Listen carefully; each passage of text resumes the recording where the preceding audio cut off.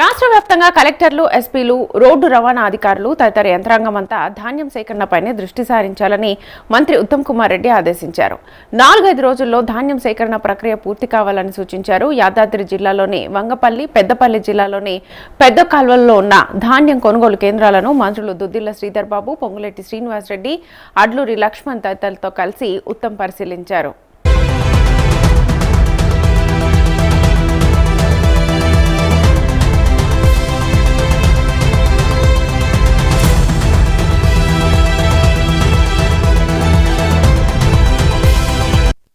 ధాన్యం కొనుగోలు సెంటర్ల వద్ద రైతుల సమస్యలను అడిగి తెలుసుకున్నారు. అనంతరం యాదాద్రి, పెద్దపల్లి, హన్మకొండ కలెక్టరేట్లలో అధికారులతో సమీక్షలు నిర్వహించారు. ధాన్యం కొనుగోళ్ల విషయంలో అధికార యంత్రాంగానికి ప్రభుత్వం అండగా ఉంటుందని, ఎంపీలు, ఎమ్మెల్యేలు సైతం సహాయ సహకారాలు అందిస్తారని మంత్రి ఉత్తమ్ తెలిపారు. ఎక్కడైనా లారీల కొరత ఉంటే 4-5 రోజుల పాటు ఇసుక లారీలు, పరిశ్రమల లారీలను సైతం ధాన్యం రవాణాకు వినియోగించాలని సూచించారు.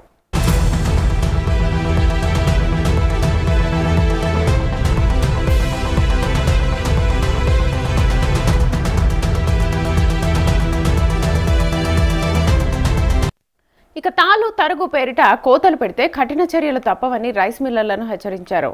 ఇక బెంగాల్, బీహార్ హమాలీలు స్వరాష్ట్రాలకు వెళ్లడంతో రవాణాలో జాప్యం జరిగిందన్నారు. రైతు పండించిన చివరి గింజ కొనేంత వరకు రాష్ట్రంలో ధాన్యం సేకరణ ప్రక్రియను కొనసాగిస్తామని చెప్పారు. కొన్ని చోట్ల అధికారులు ఇచ్చిన నివేదికలకు, క్షేత్రస్థాయి పరిస్థితులకు పొంతన లేకపోవడంపై ఆగ్రహం వ్యక్తం చేశారు.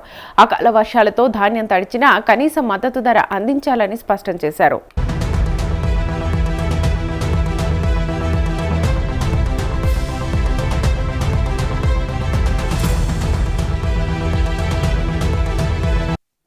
మరోవైపు రాష్ట్రంలో ఇప్పటి వరకు 58 లక్షల టన్నుల ధాన్యాన్ని సేకరించి 8 లక్షల మంది రైతుల ఖాతాల్లో 11,000 కోట్లు జమ చేశామని గుర్తు చేశారు. మిగతా 15 నుంచి 18 లక్షల టన్నుల ధాన్యాన్ని సైతం వేగంగా సేకరిస్తామన్నారు.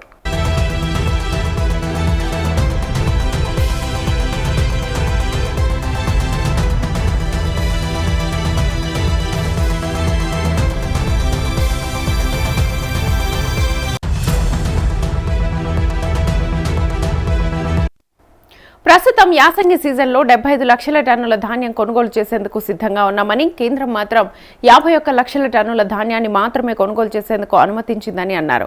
ధాన్యానికి మద్దతు ధర ప్రకటించడం తప్ప కేంద్రం చేసిందేమీ లేదని, రాష్ట్రానికి సహకరించడం లేదని విమర్శించారు. ప్రతిపక్ష పార్టీలు బీఆర్ఎస్, బీజేపీ రాజకీయంగా రైతులను ఆందోళనకు గురిచేస్తున్నాయని మండిపడ్డారు.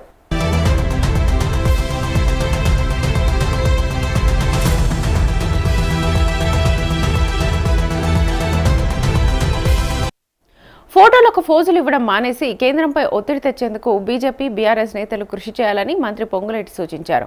ధాన్యం అంటే తెలియని నాయకులు కూడా రైతులపై ప్రేమ ఒలకబోస్తూ మొసలి కన్నీరు కార్చడం నవ్వు తెప్పిస్తోందన్నారు.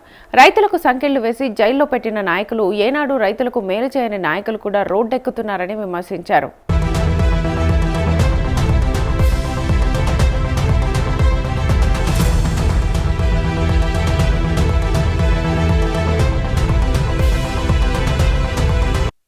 ఇది రైతు పక్షపాత ప్రభుత్వమని మంత్రులు స్పష్టం చేశారు. మంత్రి దుద్దిళ్ల శ్రీధర్ బాబు మాట్లాడుతూ ధాన్యం, మొక్కజొన్న రైతులు అధైర్యపడొద్దని సూచించారు.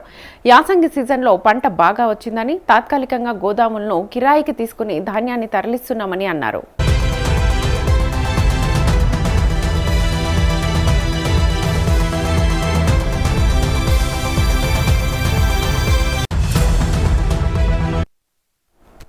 ఇక వచ్చే జూన్ 4-5వ తేదీల్లోపు రాష్ట్ర వ్యాప్తంగా ధాన్యం సేకరణ ప్రక్రియను పూర్తి చేయాలని ఆయన డెడ్లైన్ విధించారు. ఎట్టి పరిస్థితుల్లోనూ నిర్దేశిత గడువులోగా కొనుగోళ్లు పూర్తి కావాలని అధికారులకు అల్టిమేటం జారీ చేశారు.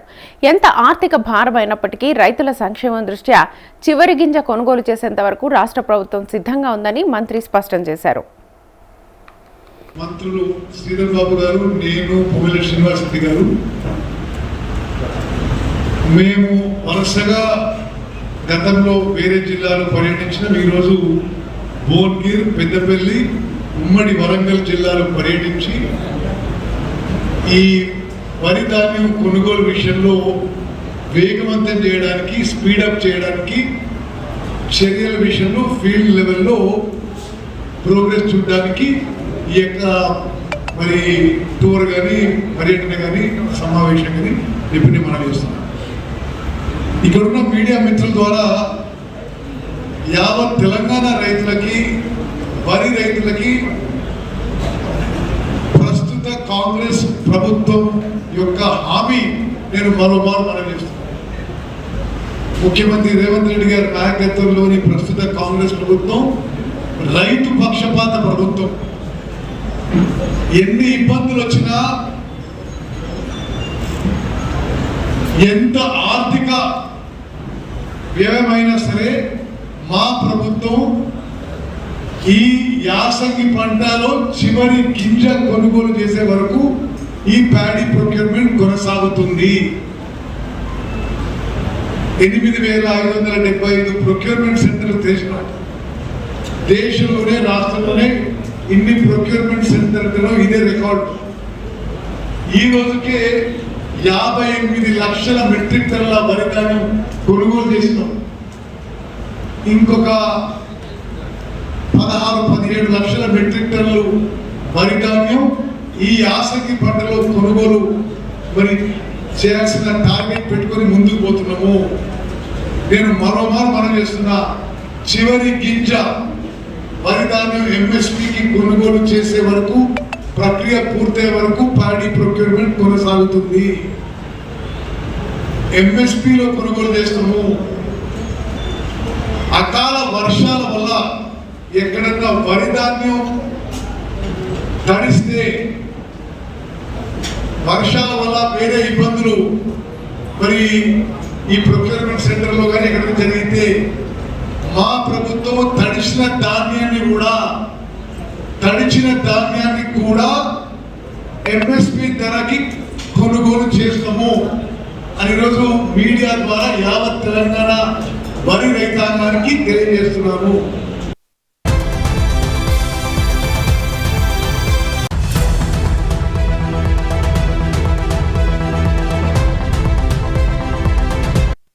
ధాన్యం తరలింపులో ఎలాంటి ఆలస్యం జరగకూడదని మంత్రి ఉత్తమ్ కుమార్ రెడ్డి అధికారులను ఆదేశించారు. ఎక్కడ ఏ ప్రభుత్వ వాహనాలు అందుబాటులో ఉన్నా వాటన్నింటినీ ధాన్యం రవాణాకు డైవర్ట్ చేయాలని చెప్పారు. రాబోయే వారం రోజుల్లోగా అందుబాటులో ఉన్న రవాణా సౌకర్యాలన్నింటినీ ఇందుకోసం మళ్లించాలని స్పష్టం చేశారు. అలాగే ధాన్యం నిల్వ చేయడానికి ప్రభుత్వ స్థలాలు సరిపోకపోతే ఎక్కడ ప్రైవేటు గోదాములు ఉన్నా వాటిని వెంటనే ఎంగేజ్ చేసి నిల్వ సామర్థ్యాన్ని పెంచాలని అధికారులకు సూచించారు.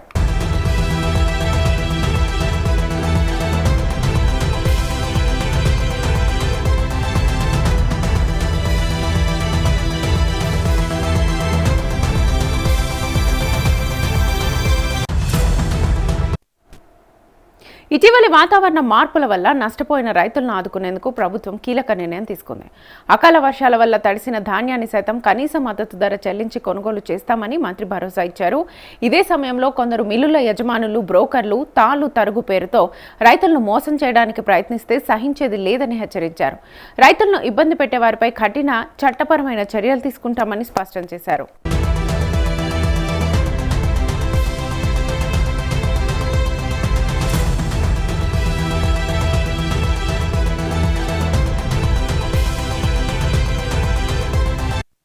కేంద్ర ప్రభుత్వం ఆశించిన స్థాయిలో ధాన్యం కొనుగోలు చేయకపోయినా రాష్ట్ర ప్రభుత్వం తన సొంత బాధ్యతతో ముందుకెళ్తోందని పేర్కొన్నారు. ఈ సీజన్లో రాష్ట్ర వ్యాప్తంగా మొత్తం 75 లక్షల మెట్రిక్ టన్నుల ధాన్యాన్ని కొనుగోలు చేయడమే లక్ష్యంగా ప్రభుత్వం ముందుకు సాగుతోందని మంత్రి వివరించారు. ఇప్పటి వరకు దాదాపు 16,479 కోట్ల విలువైన 58 లక్షల మెట్రిక్ టన్నుల ధాన్యాన్ని ప్రభుత్వం విజయవంతంగా సేకరించిందని వెల్లడించారు.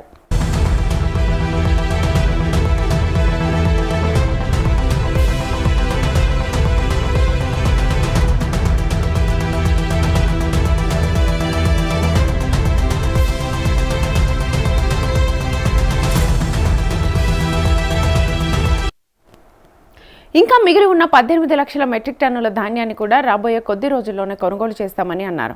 భారతదేశంలో మరే రాష్ట్రంలోనూ లేని విధంగా అత్యంత పారదర్శకంగా భారీ ఎత్తున తెలంగాణ ప్రభుత్వం ధాన్యం కొనుగోలు జరుపుతోందని మంత్రి ఉత్తమ్ కుమార్ రెడ్డి సగర్వంగా ప్రకటించారు. మెట్ డిపార్ట్మెంట్ వాళ్ళు 4-5 తారీఖు నుంచి సౌత్ వెస్ట్ మాన్సూన్ స్టేట్ లో ఎంటర్ అయితే ఒక ప్రెడిక్షన్ ఇచ్చారు. సో 4th, 5th లోపల మనము ప్యాడీ గానీ మేజ్ గానీ ప్రొక్యూర్మెంట్ పూర్తి చేసే దిశగా యాక్షన్ ప్లాన్ తో ముందుకు పోవాలి. ఇప్పుడు ట్రాన్స్పోర్ట్ విషయాలు కొంతమంది ప్రజాప్రతినిధులు అధికారులు చెప్పారు. చాలా స్పష్టంగా గవర్నమెంట్ సైడ్ నుంచి చెప్తున్నా, పూర్తిగా ఇసుక లారీలు అన్ని కూడా ప్యాడీ ప్రొక్యూర్మెంట్ డైవర్ట్ చేయండి. Single lorry also need not transport, need not go for sand for till the time paddy procurement is over. అదే విధంగా వేరే జిల్లాలో, ఇంక్లూడింగ్ మా జిల్లాలో సిమెంట్ ఫ్యాక్టరీలు, వేరే ఎక్కడెక్కడన్నా లారీలు, DCM ఉంటే అన్ని కూడా ప్యాడీ ప్రొక్యూర్మెంట్ కి డైవర్ట్ చేసినాము. మీ ఉమ్మడి జిల్లాలో కూడా ఎక్కడ ఏ ట్రాన్స్పోర్ట్ ఉన్నా ఈ వారం రోజులు మాత్రం divert them to for paddy procurement. It is the highest priority for our government now. అదే విధంగా హమాలీల విషయంలో సరే కొన్ని లెగసీ ఇష్యూస్ మీ అందరికి తెలుసు.